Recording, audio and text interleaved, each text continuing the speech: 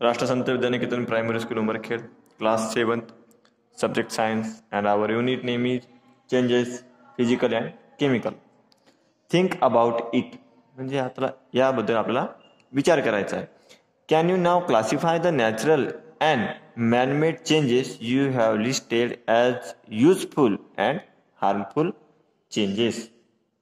आता तुम्ही यादी केलेल्या निसर्गनिर्मित व मानवनिर्मित जे बदल आहेत, तर हे निसर्गनिर्मित व मानवनिर्मित बदलांचे उपयुक्त व हानिकारक बदल असे वर्गीकरण करता येईल का म्हणते.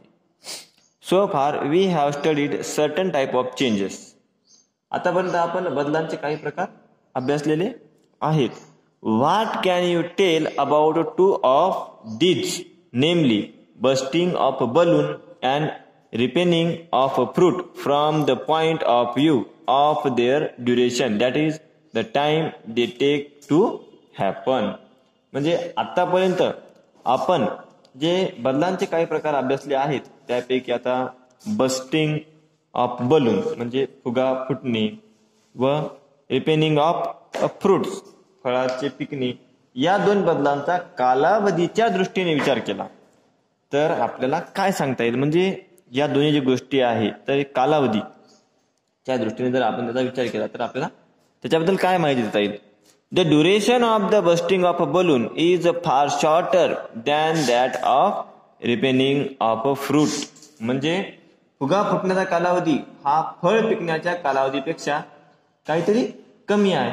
आता फुगा फुटण्याचा जो कालावधी आहे, फळ पिकण्याचा कालावधी याच्यात जर आपण साम्य बघितलं तर फुगा फुटण्याचा जो कालावधी आहे तो फार किंचित काळाचा असतो, पण फळ पिकण्यासाठी खूप वेळ लागत असतो.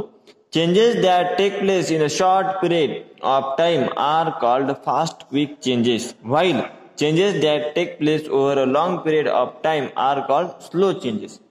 म्हणजे जे बदल घडून येण्यासाठी कमी कालावधी लागतो त्याच शीघ्र होणारे बदल म्हणतात, म्हणजे कमी कालावधीत.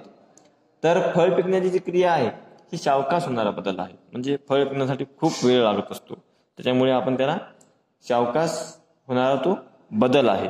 पण फुगा फुटायला खूपच कमी कालावधी लागतो, म्हणून हे शीघ्र होणारे बदल आहे. Give some examples of fast and slow changes that occur in your surrounding.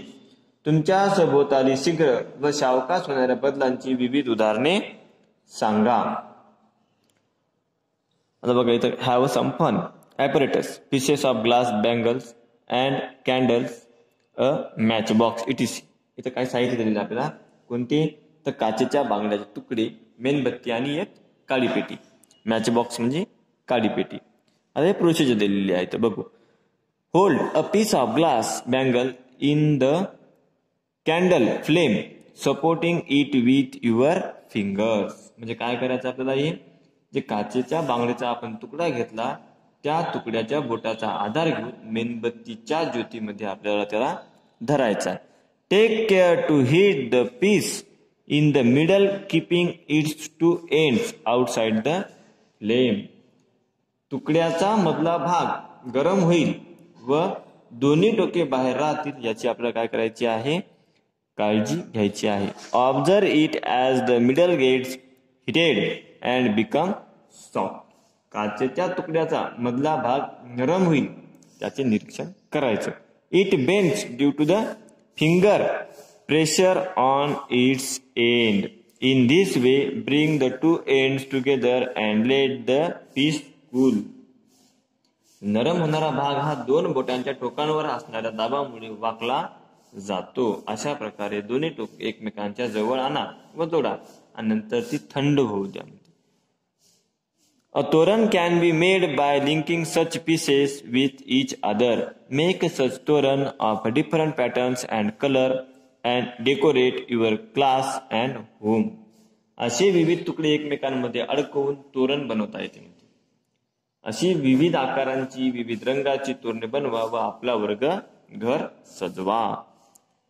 You made a link from the glass piece. How will you change the shape of the link to give it its original shape? आता काचेच्या तुकड्यापासून तुम्ही गोलाकार कडे बनवले त्याचा आकार बदलून पूर्वी सारखा तुकडा कसा बनवाल? How will you restore the original candle after melting one?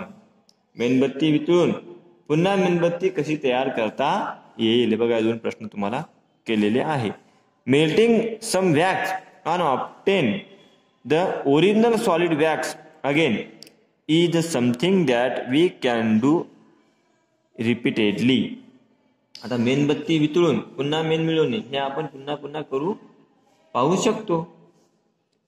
The changes that can occur in a forward and reverse direction again and again are called reversible changes. Ripe mango, however, cannot be transferred back into a raw mango. Wood cannot be obtained from the ash from on burning the wood. म्हणजे पुन्हा पुन्हा उलट सुलट क्रमाने होऊ शकणाऱ्या बदलांना आपण परिवर्तनीय बदल म्हणतो, म्हणजे रिव्हर्सिबल चेंजेस. परंतु आता पिकलेल्या आंब्याचे पुन्हा आपण कैरीत रूपांतर होत नाही. लाकूड जाळले की राखेपासून पुन्हा लाकूड मिळत नाही. What come after daytime? What is the next stage after sunrise? What come after high tide in the sea? A bird sitting on a tree flies away, flooding. A meteor streaking across the sky. म्हणजे दिवसानंतर कोणती स्थिती येते, सूर्योदयानंतरची दुसरी स्थिती कोणती, समुद्राच्या भरतीनंतर काय स्थिती येते, झाडावर बसलेला पक्षी उडून जाणे, पूर येणे, आकाशातून उल्का पडणे. On considering the above example, we find that some changes occur again and again after definite interval of time. म्हणजे वरील उदाहरणांचा जर आपण विचार केला तर काही बदल ठराविक कालावधीनंतर पुन्हा पुन्हा घडून येतात. Such changes are called periodic changes. मग हे अशा बदलांना आपण आवर्ती बदल म्हणतो. On the other hand, it cannot be said for sure when certain changes will recur after one occurrence. Even if they recur, the time interval is not fixed. Such changes are called non-periodic changes. आता आपण बघितलं तर एखादा बदल घडल्यावर तो पुन्हा कधी होईल हे निश्चित सांगता येत नसते. तो झालाच तर त्याच्या दोन्ही मधील कालावधी एकसारखा नसतो. अशा बदलांना अनावर्ती बदल असे म्हणतात, नॉन पिरियॉडिक चेंजेस.